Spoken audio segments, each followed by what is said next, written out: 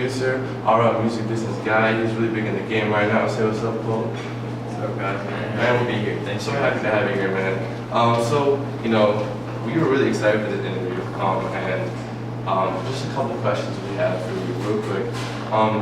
What is the number one thing that you know now that you wish you knew before you started or when you were starting out? That's a really, really good question.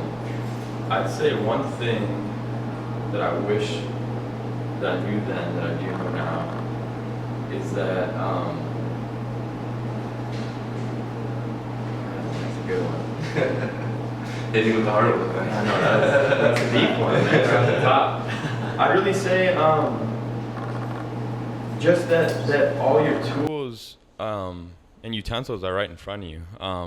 All these skill sets that you want to adapt to and adopt and build on are right all around you. I went to college for digital cinema for like 3 months before I switched majors. DePaul, right? Yeah, DePaul. And it was teaching me this structure on how you have to go through all these loopholes and this long process to get to a point before you can become a director of any sort, whether that be music video, short films, feature films, whatever it may be.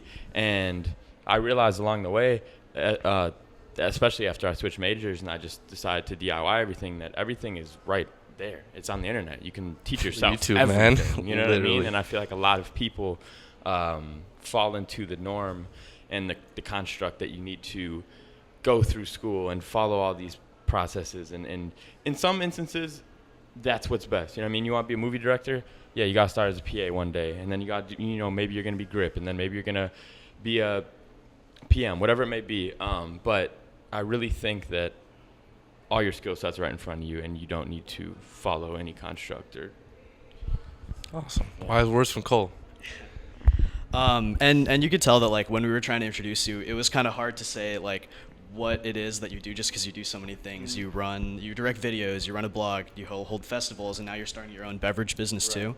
So when you meet people who don't know you, how do you describe your job? That's another good question. Really, it's just I start off by saying I do direct music videos because that is obviously the forefront of what I do, and what got everything to where it is and allowed me to do other things. And then I kind of let them know, but it's a multifaceted company, and we run a blog, and we throw live experiences, and we do high-in-demand merchandise, so on and so forth. I really just say what it is and kind of speak on all the avenues and let people create their own picture in their head of what it is if they don't understand. Right. And hopefully they end up seeing it and understanding it because I get the word out more and more, and it reaches them one day. Dope. So what is something that you enjoy to do every single day? A routine, a habit, something that you take pride in? I love to watch interviews. I watch interviews all the time on people I don't know at all, on people that I'm fans of, on people, all sorts of people. I feel like interviews are really a hidden source of knowledge that we really haven't tapped into. You can watch Steve Jobs interviews for 7 hours and people don't understand that can be utilized as a lecture and knowledge directly from Steve Jobs. It's a conversation with Steve Jobs, and I don't think enough people appreciate that and have tapped into what interviews really are and what we're given. You know what I mean? Yeah. I think my favorite Steve Jobs quote is the one he said that everything you see around you is created by someone no greater than yourself. Mm-hmm. That's one of the ones that stick out for me. Yes, sir. It's my favorite as well. For sure. So, you want one question? Yeah.